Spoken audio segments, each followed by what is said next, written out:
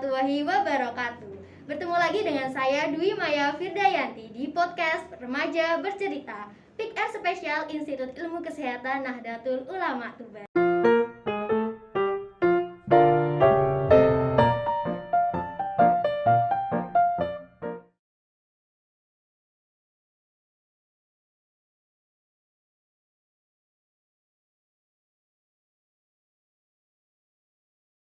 Gimana nih kabarnya teman-teman di rumah? Pastinya sehat selalu ya teman-teman, dan jangan lupa tetap patuhi protokol kesehatan.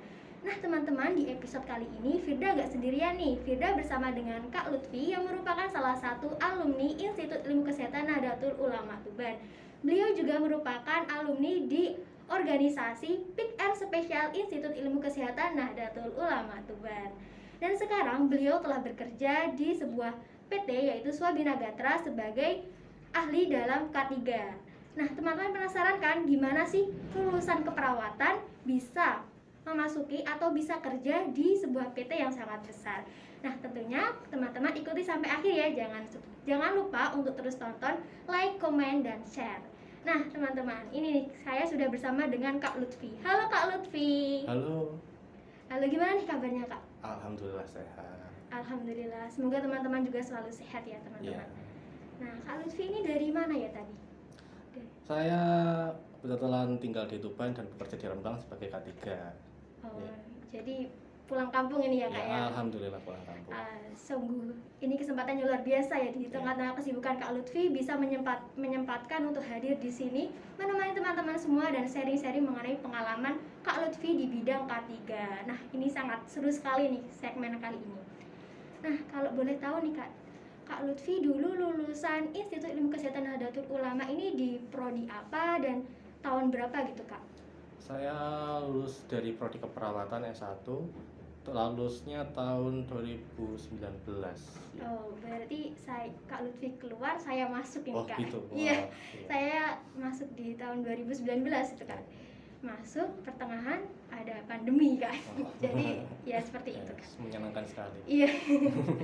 Pasti ini teman-teman masih penasaran sih, apa sih sebenarnya K3 itu? Bisa dijelaskan nih Kak Lutfi? K3 sendiri itu kesingkatan ya sebenarnya. K3 singkatan dari kesehatan dan keselamatan kerja. Iya. Jadi kami itu menjaga kesehatan keselamatan para pegawai, baik itu di luar ruangan atau di dalam ruangan. Jadi lingkup pekerjaan kami dari mulai sebelum pekerjaan sampai dengan selesai dan pembersihan pekerjaan. Jadi dari persiapan, pelaksanaan, dan juga penyelesaian pekerjaan kami harus menjaga dan memastikan semuanya dalam keadaan aman dan bersih. Iya, memantau jalannya pekerjaan teman-teman sejawat di sana gitu ya Kak ya. Iya nih Kak. Gimana sih Kak kerja sebagai K3 itu? Kerjanya mungkin kalau saya rincikan dari awal ya. Iya. Dari awal kita memulai pekerjaan, kita mempersiapkan diantaranya APD. Oh iya. Dan juga APD ya Kak ya? Ya APD pasti, dan juga bagaimana prosedur untuk melaksanakan pekerjaan itu paling penting. Karena kita harus siap dengan keadaan lapangan kerja bagaimanapun itu, dan harus menyesuaikan juga dengan keadaan lapangan kerja. Lalu saat pelaksanaannya kita tetap harus online, maksudnya tetap harus menjaga di area. Jadi mengawasi dan juga mendampingi di lapangan. Di lapangan kita mendampingi kalau misalnya ada pelanggaran atau misalnya saya kan kerjanya di lapangan ya, di di pabrik. Jadi kalau misalnya ada orang nggak pakai helm, saya wajib menegur. Dan kalau misalnya ada orang tidak pakai sepatu, saya juga wajib menegur dan juga menindak pastinya. Lalu selanjutnya kita ke tahap penyelesaian, yaitu kita ke evaluasi pekerjaan dan bagaimana keamanan pekerjaan ini terlaksana, apakah cukup bagus, baik atau bagaimana. Kalau misalnya ada kekurangan, kita mengadakan evaluasi. Dan kadang-kadang saya kan ikutnya di perusahaan itu ya, yang kayak gimana, membantu di perusahaan besar. Jadi kalau misalnya ada kalau misalnya ada kesalahan dalam K3, pastinya perusahaan kami mendapatkan denda, dan itu pasti langsung berefek kepada saya gitu. Jadi tanggung jawabnya sebesar itu. Jadi harus meminimalisir kesalahan terhadap Iya. tenaga kerja di sana gitu ya Kak. Terus memantau gitu jalannya Iya. pekerjaan awal hingga akhir gitu ya Kak ya. Ya kalau di K3 itu apakah ada spesialisnya nih Kak? Kalau di keperawatan itu kan ada spesialis di bidang bedah, anak, jiwa dan lain-lain. Kalau di K3 itu seperti apa nih Kak? Untuk K3 kan kebetulan saya sendiri K3 umum. Jadi saya bisa ke semua pekerjaan selama saya memiliki pengalaman dalam pekerjaan itu. Untuk spesialisasi ada pastinya. Ada K3 tambang, K3 kelistrikan, K3 untuk konstruksi dan lain-lain. Banyak lagi. Dan setahu saya di rumah sakit ada K3. Tapi untuk petugasnya untuk melaksanakan K3-nya itu kebanyakan di manajemen kalau saya melihat gitu ya. Iya Kak. Jadi K3 ini tidak hanya K3 umum, banyak sekali jenisnya ya Kak. Banyak Jadi sekali. teman-teman itu bisa memfokuskan diri ke mau ke tambangan atau ke listrik. Dan kita perjelas lagi bahwa perawat itu bukan hanya bisa bekerja di sebuah rumah sakit gitu teman-teman. Nah ini Kak, ada pertanyaan lagi nih. Apa yang membuat kakak itu bergerak untuk menjadi seorang K3 gitu? Kan lulusan perawat, kenapa memilih K3 gitu? Pastinya karena kebutuhan ya. Jadi apa namanya, kita pada saat itu memang saya secepatnya mencari sumber penghasilan. Jadi langsung melompat ke K3 gitu. Dan itu juga butuh proses ya Kak ya, Butuh untuk proses lumayan lama. iya, proses dari lulusan keperawatan menjadi K3 itu juga harus mengikuti pelatihan dan sebagai macam yang lainnya gitu Kak ya. Bisa diceritakan nih Kak, pelatihan yang diikuti itu seperti apa gitu dan berapa lama gitu? Pelatihan yang saya ikuti dari K3 itu pertama dari teori lalu praktek ya. Jadi teorinya apa kita pelajari lalu kita praktekkan di lapangan seperti apa. Lalu setelahnya kita akan ada ujian sebagaimana mestinya pelatihan seperti itu. Untuk sertifikasi. Sertifikasi ya. Iya. Selain untuk daftar di K3 itu persyaratannya selain mengikuti pelatihan itu apa saja nih Kak? Ini kalau K3 itu kalau misalnya pekerjaan spesifik ya harus mengerti tentang ISO. ISO itu standarisasi dalam pekerjaan. Jadi kalau misalnya pekerjaan konstruksi ada ISO-nya. Kalau pekerjaan tambang ada ISO-nya. Jadi harus mengerti itu. Untuk persyaratan utama. Lalu memiliki sertifikasi. Lalu memiliki pengalaman kerja kebanyakan. Tapi untuk teman-teman yang pengalaman kerjanya belum ada, nggak apa-apa. Masih banyak lapangan pekerjaan untuk teman-teman yang belum punya pengalaman. Karena pekerjaan K3 itu ada mulai dari bawah pekerjaan yang tidak terlalu berat sampai yang berat. Jadi jangan khawatir. Tetap dicoba dan terus berusaha gitu ya. Jangan pernah berhenti untuk mencoba, karena kita nggak tahu gimana nih kita itu dapat menemukan sebuah berliannya gitu ya Kak ya. Sebuah berliannya itu jati diri kita atau sebuah tujuan yang ingin kita capai. Makanya teruslah bercoba, jangan berhenti bercoba. Jangan menyerah jika masih ingin mencoba, karena kita selangkah lagi akan menang. Itulah motivasi yang selalu saya pakai gitu Kak. Jadi selalu mencoba hal baru gitu. Jadi Kak Lutfi ini juga salah satu seseorang yang selalu mencoba hal baru ya Kak ya. Karena bagi saya seorang perawat menjadi K3 ini suatu yang baru gitu Kak. Maksudnya baru itu belokan tajam ya. Iya. Kayak belum familiar gitu Kak. Ya, jadi ini kan hal baru. Maka teman-teman itu jangan takut untuk mencoba hal baru gitu ya Kak. Nah, kalau di K3 ini kebanyakan mayoritas tuh laki-laki atau perempuan nih Kak, atau memang itu tidak ada bandingannya gitu? Sebenarnya laki-laki sama perempuan, tapi untuk mayoritas yang saya temui di lapangan kerja itu laki-laki. Jadi untuk perempuan mungkin sekarang masih belum terlalu banyak ya, tapi kalau perempuan itu yang saya amati banyaknya di pekerjaan proyek, jadi perbaikan pabrik, pembangunan seperti itu, yang pekerjaan yang memang lebih agak perlu perhatian lebih. Tapi itu masih di lingkup K3 ya Kak? Ya, masih di lingkup K3. Ya. Jadi itu tetap ya Kak, tetap ya teman-teman, laki-laki dan perempuan itu sama, mempunyai kesempatan sama dalam melakukan pekerjaan. Jadi untuk teman-teman yang perempuan atau yang laki-laki terus berjuang, karena kita itu memiliki kesempatan yang sama. Maka jangan kita sia-siakan kesempatan itu, begitu ya teman-teman. Nah, selanjutnya ini ada pertanyaan dari teman-teman nih Kak. Selain K3 nih Kak, ada pengalaman apa lagi Kakak ini selain bekerja di K3 sebelumnya gitu Kak? Untuk pengalaman kerja saya selama ini masih di K3 ya. Jadi dari awal saya bekerja di perusahaan A gitu. Iya. Saya pekerjaan ya seperti saya bilang tadi, kontrak pendek, bekerja cuma 1 minggu, setelah itu libur 1 bulan. Habis itu alhamdulillah dapat kepercayaan, kontrak lagi 2 minggu, setelah itu libur lagi. Terus setelah itu saya mencobakan, saya sudah ada pengalaman sedikit lah, saya coba ajukan ke perusahaan yang lebih besar. Iya. Alhamdulillah diterima. Nah, itulah teman-teman. Iya. Dimana kita itu harus selalu mencoba. Kita nggak tahu di mana kita itu dapat Iya. sebuah kejutan di sana gitu teman-teman. Kak Lutfi ini sangat luar biasa sekali ya teman-teman.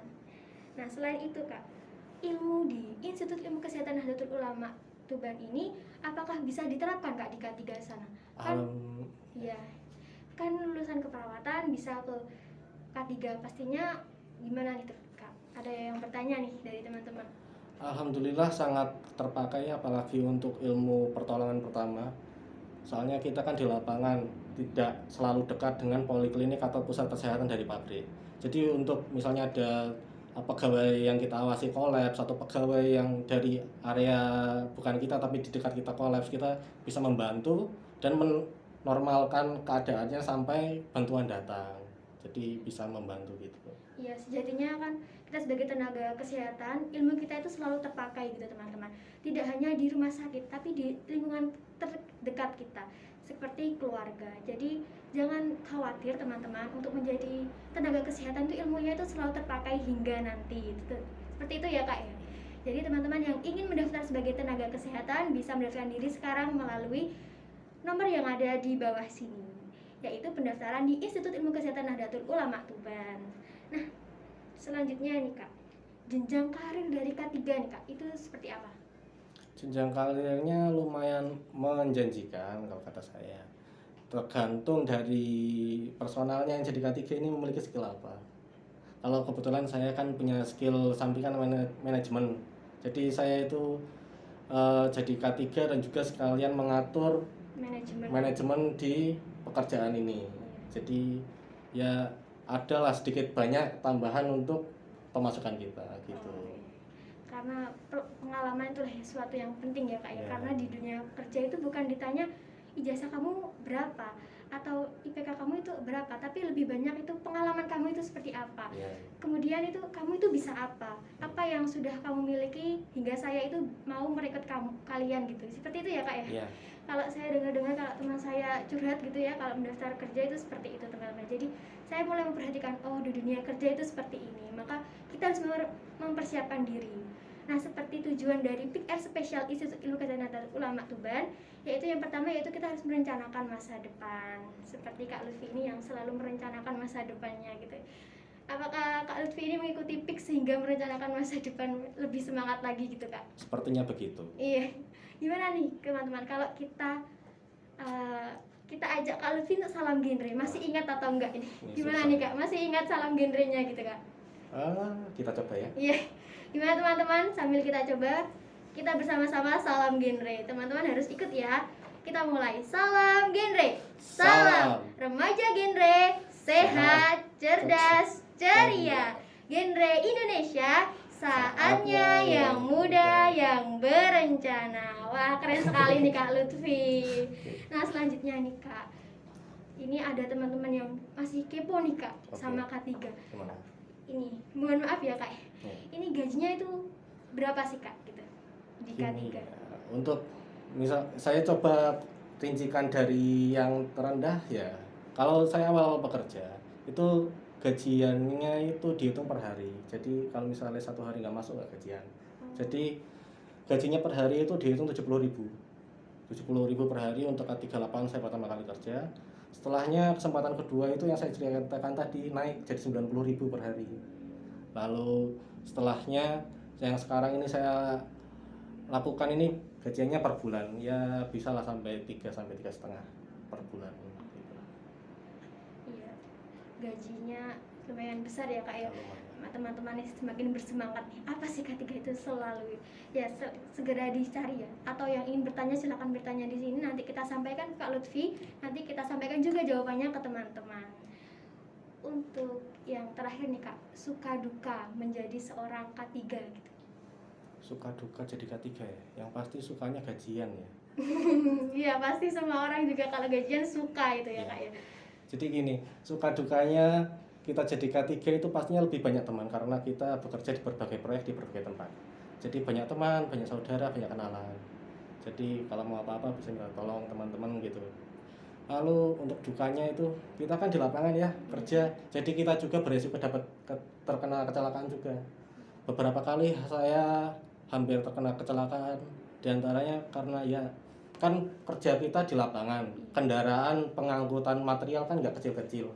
Kadang ada apa namanya yang nyupir itu kurang hati-hati, belok nggak rating gitu, saya pernah hampir keserempet.